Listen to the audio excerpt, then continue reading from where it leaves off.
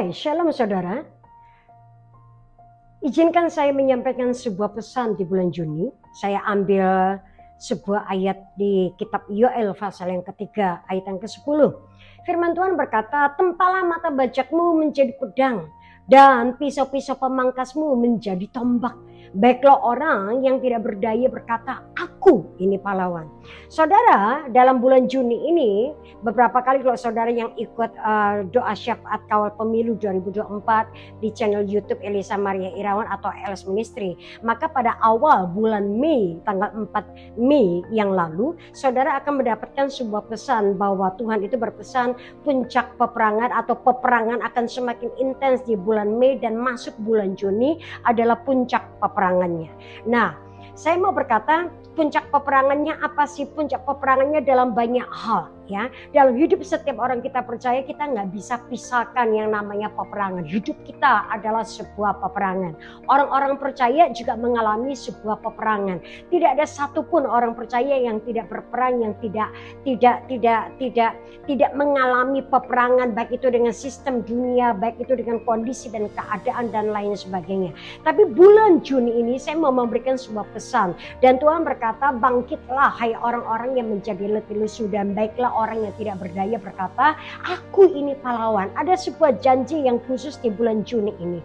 Tapi saya mau memberikan sebuah latar belakang. Saya terima banyak chat, saya terima banyak beberapa saudara-saudara yang konsultasi dan konseling, dan banyak beberapa di antara mereka yang mengeluhkan soal kondisi pekerjaan dan soal ekonomi, soal bagaimana resesi ekonomi itu juga melanda banyak orang-orang percaya. Tapi saya mau berkata begini, saudara masih ingat di 1 Raja-Raja ada kisah di mana orang Israel itu mengalami kekeringan selama kurang lebih 3 tahun, dan itu mengalami sebuah kelaparan. Saudara, tahukah engkau bahwa itu juga adalah masa resesi ekonomi yang sedang melanda orang-orang Israel pada waktu itu?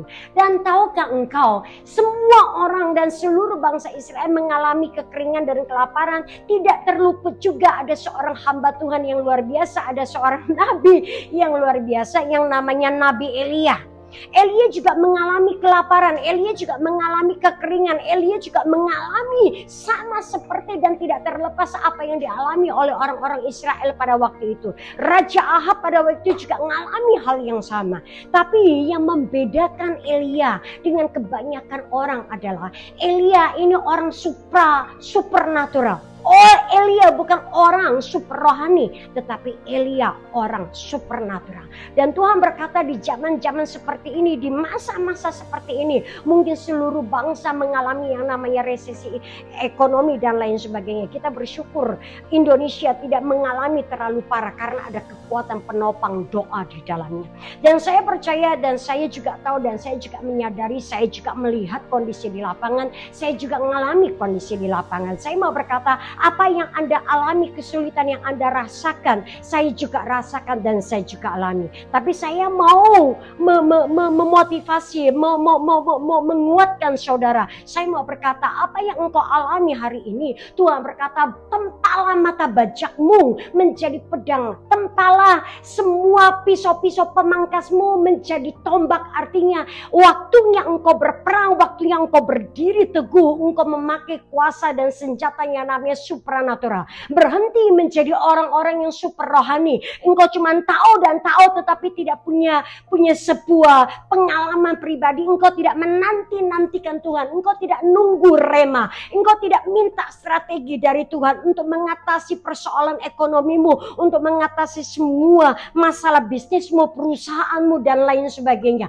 Engkau kalau cuma sekedar hanya melakukan apa kata orang, apa yang didapat orang lain tetapi bukan engkau dapat sendiri dari Tuhan, maka engkau menjadi orang yang super rohani. Engkau menjadi orang-orang yang hanya melakukan apa katanya pada lazimnya, pada biasanya, dan engkau tidak mendapatkan dan engkau tidak mendengar langsung dari Tuhan. Saudara, saya mau berkata, apa yang engkau tahu itu tidak cukup.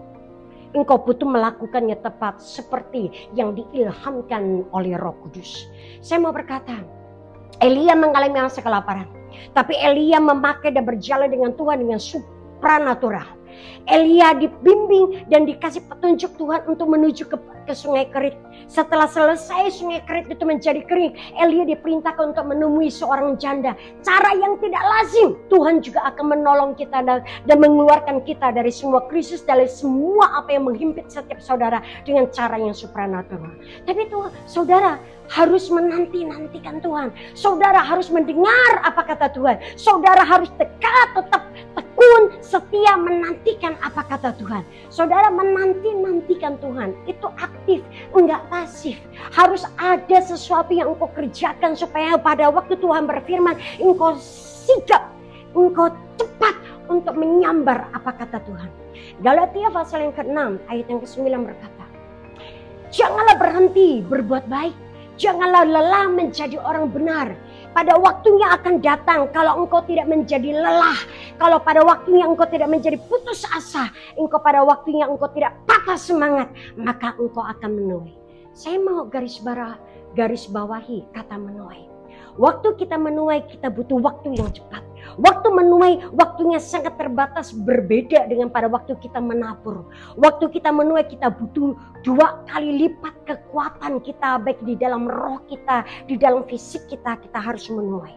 Saudara, jangan abaikan soal kata kalau engkau tidak menjadi lemah, kalau engkau tidak menjadi putus asa, kalau engkau tidak menjadi patah semangat, maka engkau akan menuai. Pada waktu kita menanti-nantikan Tuhan, bangkitkan imanmu. Pada waktu kita menanti-nantikan Tuhan, kita harus aktif untuk memupuk manusia roh kita, supaya pada waktu masa tuaian itu tiba, kita punya kekuatan roh untuk mengambil dengan sangat cepat segala sesuatu yang Tuhan sudah siapkan buat kita. Saya berdoa bulan Juni ini akan ada sebuah terobosan, baik itu ekonomi atau apapun dalam hidup saudara. Saya berdoa setiap kita menanti-nantikan, itu artinya aktif untuk menanti Tuhan, untuk tetap menyembah Tuhan, untuk membaca firman, untuk dengarkan firman Tuhan, dan tetap melakukan apa yang benar.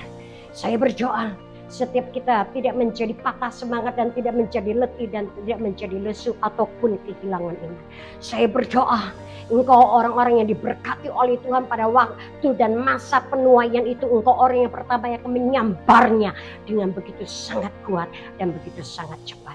Saya berdoa dan saya sungguh berdoa Tuhan akan mencurahkan berkat di atas hidupmu seperti hujan dicurahkan dari langit, yang dicurahkan begitu limpahnya, dan engkau punya sebuah kapabilitas manusia roh yang cukup untuk menerima berkat itu. Saya berdoa di dalam nama Yesus, Tuhan Yesus akan memberkati, ada roh terobosan, Roh Kudus akan membimbing, akan menuntun saudara, dan saudara harus menyiapkan hati dan telinga saudara untuk menanti-nantikan Dia. Saya Elisa Maria Irawan. Sampai ketemu pesan suara kenabian selanjutnya. Tuhan Yesus